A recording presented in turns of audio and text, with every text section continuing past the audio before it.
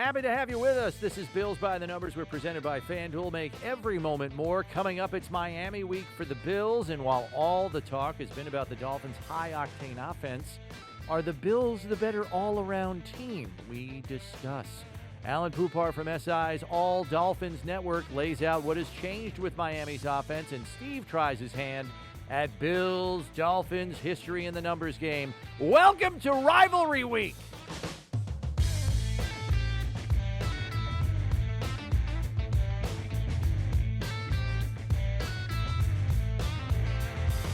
Glad you can make it in for another edition of Bills by the Numbers. Bills Wall of Famer Steve Tasker, Bills insider Chris Brown here with you. And I think everyone anticipated that Miami's offense, with a healthy Tua, would be productive. But the numbers through their first three games have been astronomical. And not just from a points perspective, but total yards, yards per play, and it's rooted in elite team speed at the skill positions. The top five fastest ball carriers this season, Steve, are all Miami Dolphins. Tyreek Hill has three of the top five speeds in miles per hour with the ball in his hand. All three are over 21.5 miles per hour, with just over 22 miles per hour being number one. His teammates, running backs Raheem Mostert and Devon Achane, have the other two. None of those plays took place at less than 21.5 miles per hour. That speed, Steve, is what creates space, because the opposing defense has to respect that speed and give more cushion than they do most weeks, correct? That is correct, and it's hard to do. In the NFL these days, everybody plays in like a 2-high safety or even a 3-high safety, depending on the down and distance, but they want to keep everything in front of them. And the more aggressive a defense becomes, the less they do that. So the more they throw guys down in to try to sit on routes, they jump shorter routes. The safeties don't retreat; they jump on the crossing routes, that kind of thing. But against a team like Miami, and in the greater sense of the NFL at large, they always keep guys back. It sounds easy just to keep, but when you're trying to play competitive football and make a play on the ball and keep them from catching ball, you want to be as close to them as you can. But if you get close to those receivers as a safety or a corner, the closer you get, the further away they are able to get right away. They just outrun you. Yeah. So if you run to them and they run the other direction past you, you're done. Right. So you really have to stay back, and you give them extra room, and that just opens up all kinds of spaces in front of the safeties. And even then, that's a problem, because guys like Tyreek Hill and Jalen Waddle can outrun angles. You know, I remember Mark Kelso, your former teammate, talking all the time about how important angle of entry is to close and make a tackle. You could have a perfect angle of entry on these guys, and it does not matter. All they of a sudden, outrun it anyway. Yeah, it's perfect. You start in and take a perfect angle, and all of a sudden it's not perfect anymore, and you get outrun, and that's the danger. You find defenses in the secondary trying to herd the runner away from or towards the sideline. To use the sideline as a defender to hem him in. Yeah, hem him in. You don't see guys jumping in and taking shots at these, trying to take them, tackle them hard or whatever. They tend to break down and try and shuffle around and mirror and wait for help to be the pursuit to come and make the to reduce the space. There's a lot of problems with this. We say this in soccer all the time. The number one rule of defense is to delay, because there's so much space on a field. If you can delay the ball carrier, now help can get back.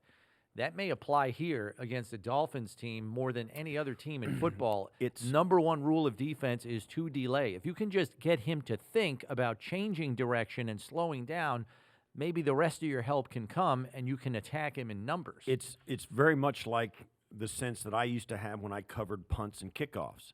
When you get down, you have a great one of these elite. I put these guys back there because they're elite athletes. So the guy catches a kick, and there's space between you. Everybody realizes, get down there, and as soon as he catches it, you hit him. Well, that's rare. So you kind of end up making the guy avoid you and run side to side around the ends, while then your pursuit and the rest of the guys that got blocked can get off those blocks and come up the field. That's what you do when you get a guy like Tyreek Hill. Except that in the secondary, and when they're running these routes, when they catch the ball, man, they usually hit the gas. They're just trying to outrun you to the edge. And because they can. there's really no time for that. And it's a real problem. This Miami team is a special group. There's no question about it. And Tua is – they've built this offense around this speed, and Tua, they have also tailored it around him because of his elite accuracy and his ability to get the ball out on time. Yeah, he's an anticipatory thrower. He knows where they're going to be, and they have had a full year in this offense, so they've got some continuity. Okay, so let's discuss this. There don't seem to be any great answers for the players in the secondary. We've heard Coach McDermott talk as early as last week about the relationship between the rush and the coverage. So is there a good answer on the back end, or do you need more help from your defensive front this week? In a world where the ball's out in 2.5 seconds. Well, everything's on the table because you'll have times where you'll want your defense to you always want them to get quick, consistent pressure. But, those guys get paid too. It's hard to do that every snap. And there are going to be some times when a defensive coordinator will try and roll the dice and say, okay, he's going to have to get rid of the ball quickly here. And you'll tell your defensive backs, listen, they're not going to have time to go deep this time because we're going to send an extra rusher because of their alignment, because of their motion, because of all that. So we're going to attack them real quick. So be ready for a quick throw out. And you'll take a chance on that, maybe knocking it down or getting an interception by squatting on a route or undercutting a crossing route. But you can't do that every play. And that's where the game begins for coordinators who are attacking or defending this offense, attacking it as a defense or defending it as a defense. So the game will begin with Sean McDermott calling plays and preparing his team for down and distance formations. And as we've seen in the first 3 weeks of this offense of the Miami Dolphins, the quick motions just pre-snap. Yeah. I'm a proponent defensively of kicking Greg Rousseau down inside a little bit more just to get hands up in the passing lane to try to take away some parts of the middle of the field right at the front line. Get a 6'7" guy in there with 36-inch arms and have him stick him up in the air, and Tua can't throw over that, and maybe he can't throw around it. And if you got a 6'4" guy or a 6'5" guy and Leonard Floyd on one side, 6'4" guy and A.J. Epinesa on the other, putting their arms up too. Yeah, A.J.'s maybe a 6'5" that can serve. guy too, yeah. Maybe that can serve a purpose to at least get Tua to hitch for even a half a second. So it takes 3 seconds to get the ball out instead of 2.5. If you do that on a handful of downs, maybe it helps you get off the field. Maybe. But here's the problem. If Tua hitches and your defensive backs anticipate him throwing the football. Oh, no. They jump. They jump in and try and then cut the guy gets behind and you. then all of a sudden, it's like Tua a double grabs it. move. Tyreek or Jalen Waddle stops and changes direction and takes off in another direction. Tua sees it, and because of the hitch, he throws it over the top. Yeah. Then it's catastrophic. So the game is going to begin pre-snap, and they run motion 59% of the time. They are in motion a lot, and they use their speed to their advantage in their motion. And and Sean McDermott referenced it early in the week. It's revolutionary the way they do it, and they've got the players that make it effective. Flipping it over, Miami's defense has not been anything to be impressed by through their first 3 games under new coordinator Vic Fangio. 23rd in total defense, 24th against the run, 20th against the pass, 23rd in third down defense, 21st in red zone defense, 21st in points allowed. Do you attribute that more to an acclimation period, or do you think there might be something missing there? I think it's a little bit of both. I don't think their roster's perfect. I mean, losing Jalen Ramsey in the offseason, late in the offseason, kind of hamstrung their ability to call certain defenses and feel confident about doing it. Also, no question, I think when Vic Fangio, and I think most defensive coordinators in the NFL are like this, and so are offensive coordinators. They look at what they've got, and they build their defensive scheme and run their scheme around the strengths of the players they have.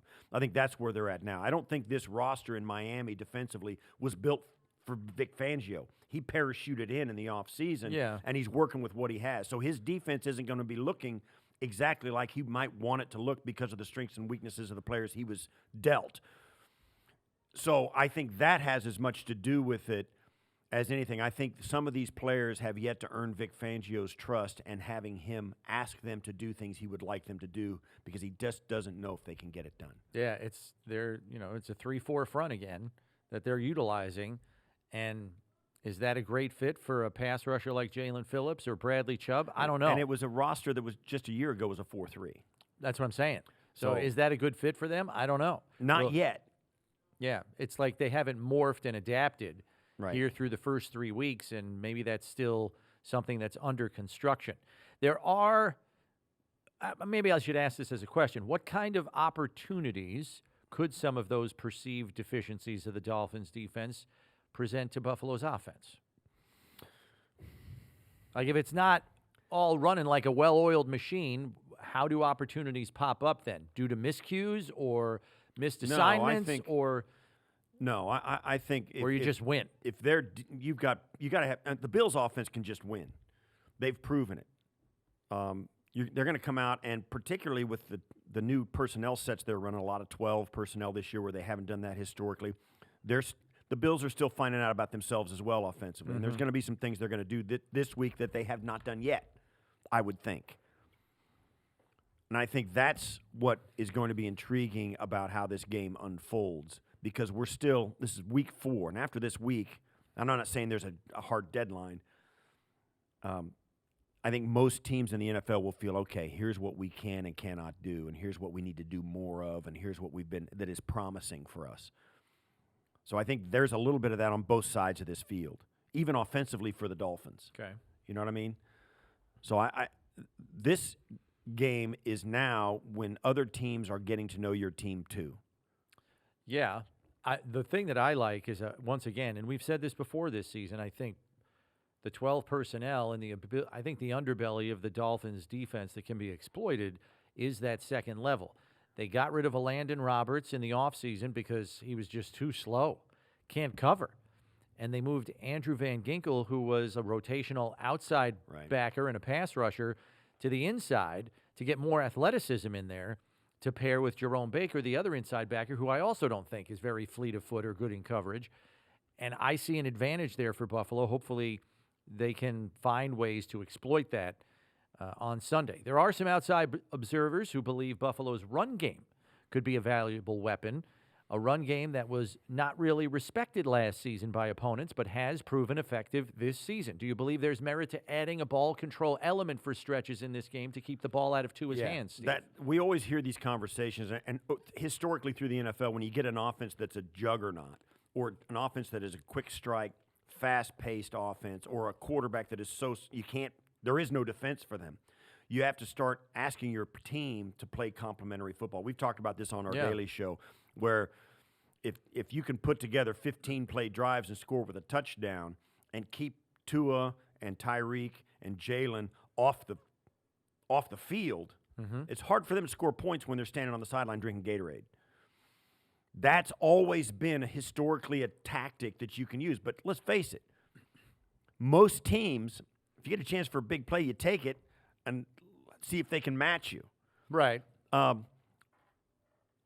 No question, part of the reason the Dolphins could hang 70 points on the Broncos was because the Broncos gave them the ball 10 times. Right. They had 2 turnovers and they were deep in their own half of the field, too. Right. Led to easy touchdowns.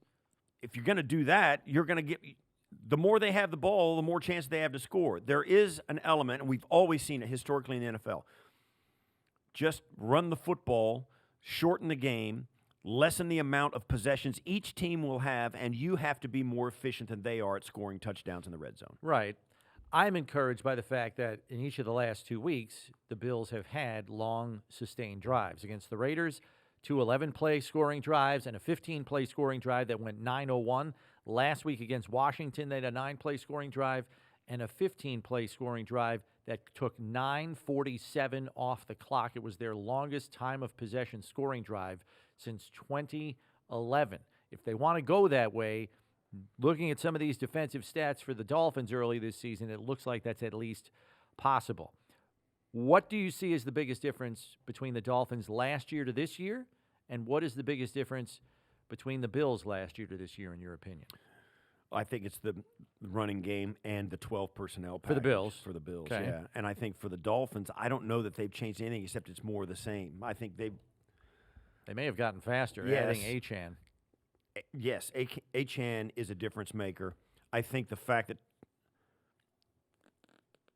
I think the difference is, plus for the Dolphins, is they've got a year of continuity under. And I think and we talked about this on the Daily Show as well, when Tua goes out there and they've got so much experience in an offensive system, same coordinator, same play caller, same quarterback, same receivers, second year in a row, you're getting to a point where Tua can just give a little motion like this to one of the receivers, or this, or it's just something nonverbal, and they'll have that will equal an entire conversation. Right.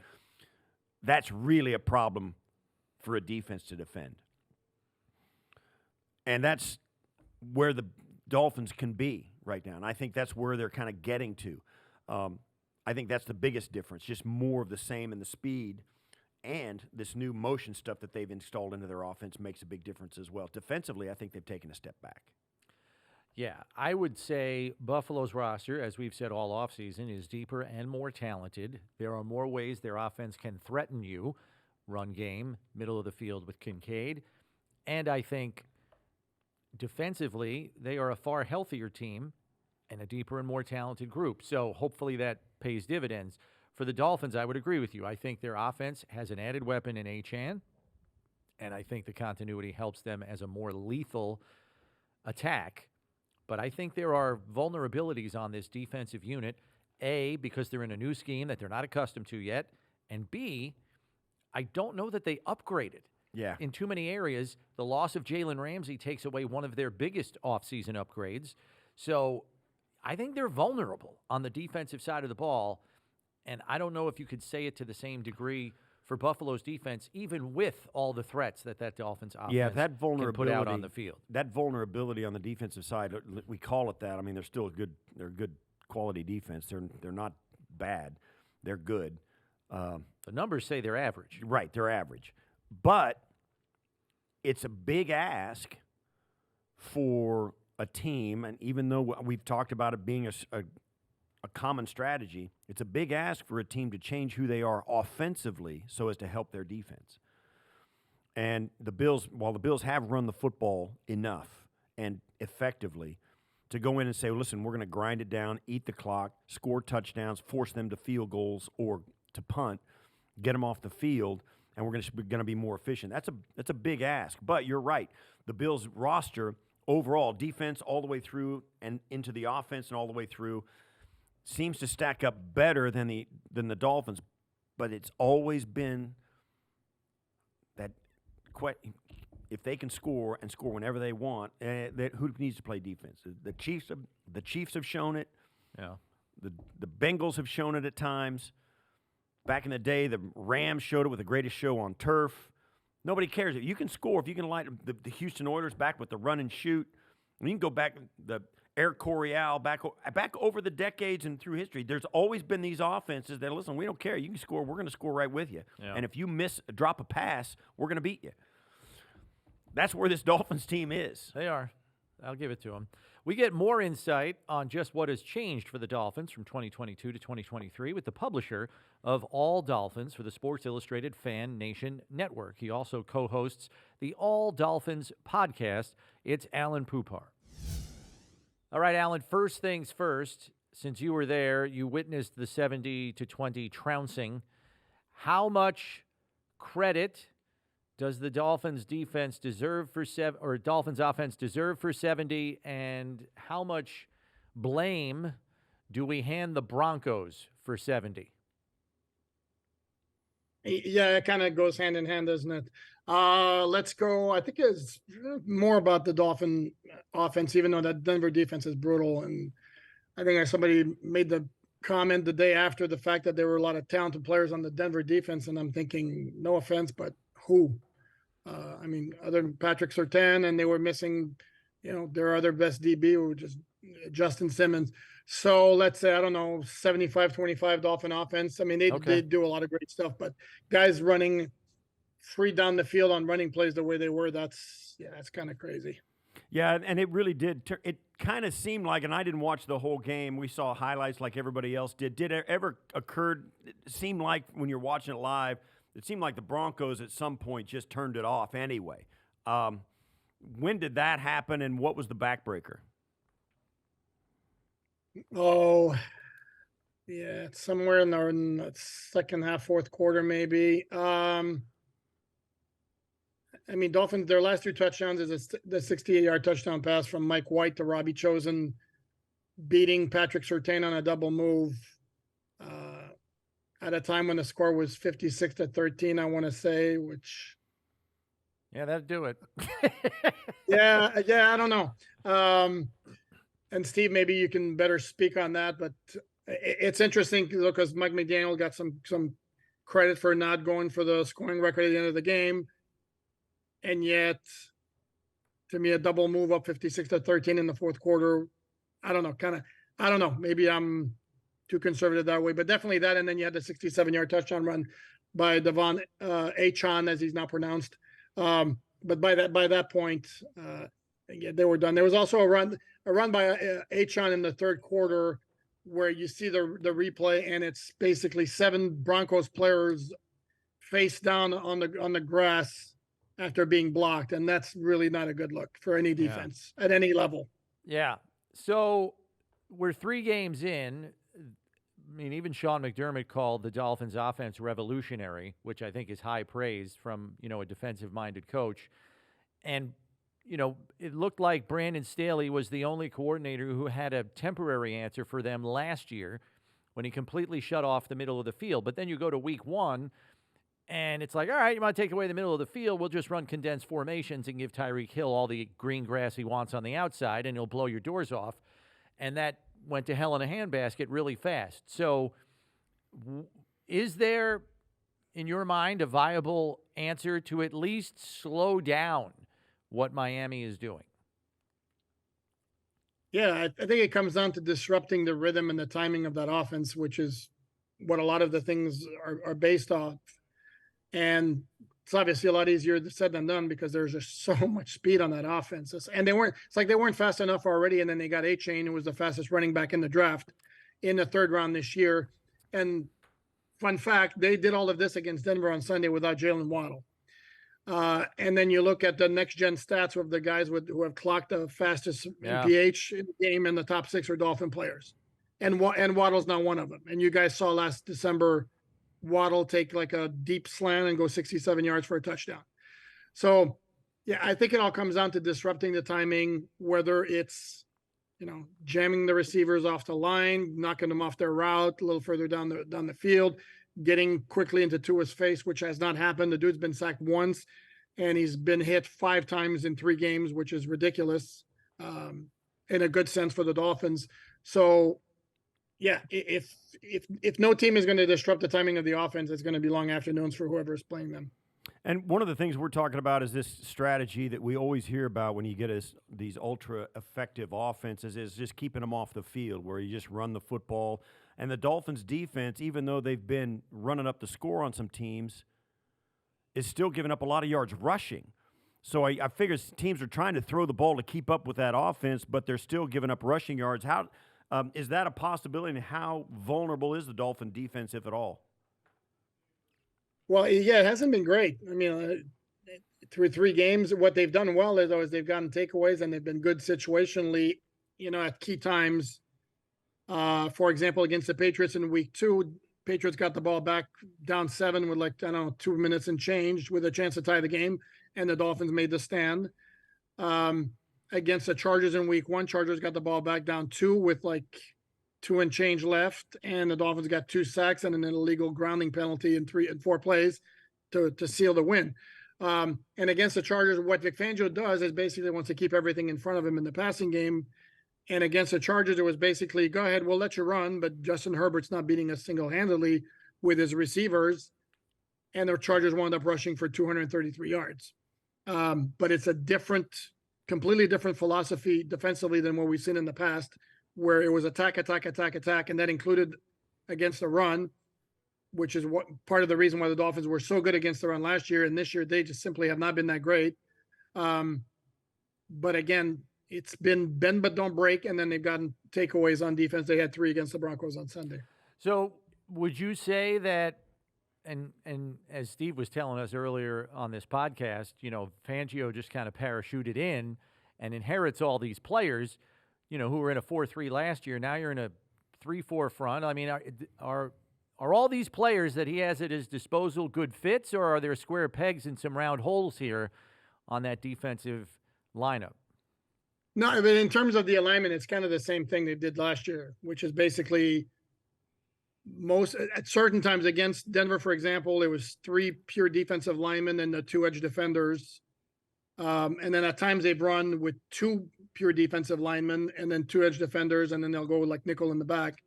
But for the most part, no, it looks like the front is kind of similar to what they did last year. The coverages are different. They play a lot more zone than they did last year. And I think it maybe benefits some other guys. I think Javon Holland's one guy who's benefited. He's got a lot more free range in the middle of the deep in that defense. But up front, I think it's kind of 6 of one, half a dozen of the other. Yeah, what is the rhetoric coming out of with Mike McDaniel, Vic Fangio about the coaching staff and what their thoughts are about their roster and about how this thing's going this early in the season? They've got to be really ecstatic about how it's turning out, right?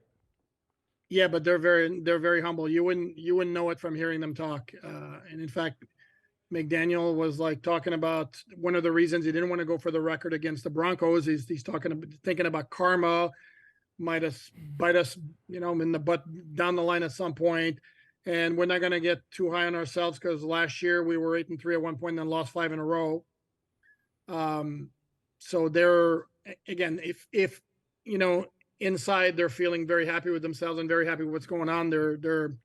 They're operating as if they might be 1-2 right now. You wouldn't be able to tell the difference. All right. So quickly, Alan, what would you say is the one thing that is different about the Dolphins this year compared to last year that makes them better? And what is one thing from last year to this year that maybe would give you some concern about their makeup this year? Well, on the positive side, and again, it's a very small sample. On the positive side, Mike McDaniel talked all offseason about I'm going to give more of a commitment to the running game. And certainly it applied in the game against New England, which was very concerned again about getting beat deep. And Raheem Mostert wound up rushing for 121 yards. And then again, against Denver on Sunday, even though the game went off the rails, the total is completely ridiculous. They wound up with 350 rushing yards. But they still were effective even when the game wasn't completely off the rails. So I think the commitment to the running game might be one area where you would think they'd be better. The offensive line looks a little better than it was last year as well. And I think they've just fine-tuned things. You haven't seen pre-snap penalties, which were a major problem last year. And they're getting the plays in very quickly, which allows them to do their mile and a half of motion before the snap, per game. So I think those would be things that make them better. They're just functioning better offensively. If there are concerns worse than last year, I'd say the special teams are a concern, but they were bad last year. So that's no different. Defensively, they just have not been as stout against the run as they were last year. I mean, last year they were a bear to run against, and so far it has not worked out that way. That would be the concern. Good stuff, Alan. I appreciate you. Thanks for spending some time with us. Good luck this Sunday. If you're coming into the game, travel safe. Enjoyed it, guys. Bills fans, listen up. Get in on the action with FanDuel, America's #1 sportsbook. Just download the app today. Play any way you want. Plus, with live betting, you'll get updated odds on games that have already started. Best of all, you'll get paid your winnings fast. Make every moment more with FanDuel, official sportsbook partner of the Buffalo Bills. It's numbers game time, and Steve is going to be quizzed on a little Bills-Dolphins history. Let's go. Question number 1, Steve. In the Sean McDermott era, how many times have the Bills won by 25 points or more? Ooh. Regular season only, we're talking. Regular season only. I will say twice. Close. They've done it 3 times. 2018, end of the season game. Josh ran for like 100 yards. 56-21. No, this was the 42-17 game in his rookie year. 2020 is the game you're thinking about. Week 17 as well. 56-26 for a 30-point victory. And then the knocked Tua out in the second series of the game. A.J. Epinesa, 35-0. Correct. Question number 2. How many times during Steve Tasker's playing career did the Bills beat the Dolphins by 25 points or more in the regular season? There weren't a whole lot of blowouts. I was going to say 0. It actually did it twice, Steve. Really? Did it twice. 1987, Week 12, 27-0. Really? Yeah, the strike was over by then, Week 12, right? Yeah. I think so. Yeah, 27-0. No, really? Yeah. That was then late in the year. 1988, Week 11 at Miami, 31-6. Take a suck of that. Hoo-ha! Don Shula. I gotta be honest, I got a lot of love and respect for Don. I'm just teasing. Yeah. Question 3. What is Sean McDermott's record against the Dolphins as head coach of the Bills, regular season only? 8-3. 10-2, Steve. 10-2. 11-2 with the playoff game last year. Question 4. In 5 career games against the Bills, how many passing touchdowns and how many interceptions do you believe Tua has thrown? 4 Against the games. Bills. 4 games. 4 games. How many touchdowns? How many picks? I'll say 4 games, 4 games. 7 touchdowns, 2 picks. They are killing you with the buzzer today. I haven't gotten anything right yet. 4 touchdowns. 4. 4 interceptions. Man, I suck. So Tua does too, I guess, against the Bills. 4-4. That's not too Played good. a very good game here last year. He did. But the ones prior have been ugly. Yeah, And knowing that, Steve, what is Tua's career passer rating against the Bills in those games, if you had to guess? I'll say it was not going to 89. 58.4. Now, just to put that in perspective, his current passer rating leads the league right now at 121.9. His playing career passer rating against the Bills is 58.4. It's less than half. Yeah, but it's a little skewed. Yeah, it's skewed. It's a little skewed. I'll give that to you. For all that, we're Bills guys here. With it's Bills by the numbers, not Dolphins by the numbers. And we've had some fun at Tua's expense. Let me tell you something. The guy's playing lights out. Well, he led the league in passer rating last year, and he's leading the league in passer rating again this year. And if you're going to – and really, you think about it, the only thing people have that keeps them from being all on board with Tua is his injury history. Yeah. And we don't really do that with any other player. And we really thought that the O-line injuries were going to compromise his effectiveness, but not to this point. McDaniel has created a scheme that gets the ball out so fast, you could have 5 tackling dummies up there and it doesn't matter. Just about. Time to play our favorite free pick'em game on FanDuel.com. It's called High-Low. Each week, pick a player or a team to finish with the highest or lowest total for the week in a number of different statistical categories to earn points. The more points you earn, the bigger prize you can win. Play free for a chance at $10,000 in total prizes every Sunday at FanDuel.com. Steve, lead us off with the team that's going to have the highest passing yardage total in Week 4. You got to go with the San Francisco 49ers. They are a really good football team playing against an Arizona Cardinals team that is coming off an emotional win. Oh, yeah. And there's no way they're going to duplicate what they did last week. I think the 49ers are absolutely going to manhandle these guys. And I'm using this matchup is one I'm going to return to as well. Okay. Low for passing yards. I like the Tennessee Titans. They haven't been able to get any traction with their pass game. They rank 30th in the league in passing, and they got a Cincinnati team coming in that needs to be aggressive on defense to kind of prop up their hobbled offense with Joe Burrow and his bad leg. I think the Bengals are in Ryan Tannehill's kitchen the whole game. Titans low for passing yards. For me, high for rushing yards, right back to the Niners game. Christian McCaffrey's leading the NFL in rushing. They're going against a team in Arizona that is not playing well. They dodged a bullet last week with Dallas. So I think that the 49ers and Christian McCaffrey are going to light those guys up. Okay. Low for rushing yards. I'm taking a guy the Bills saw last week, Washington's Brian Robinson. He's got a tall task against that Eagles defensive front this weekend. Number 1 in the league in run defense, and Washington's O-line did not impress me last week against the Bills. That's going to be a long day for Robinson. For me, I'm going to go high for passing receiving yards with our guy, Steph Diggs. They're going to be in this game with the Dolphins. Both teams are going to have their foot on the gas offensively all day. Steph is the guy they need to come through. He has a tendency to do that in big games like this. Josh is going to look for him. He's going to lead the team in targets. Steph Diggs for high in passing receiving yards. All right, low for receiving yards. I'm taking Juju Smith-Schuster for New England, playing that Dallas defense combined with a lot of the short routes that he runs. I could see him catching 4 passes for like 20 yards. So Smith-Schuster on the low for receiving yards.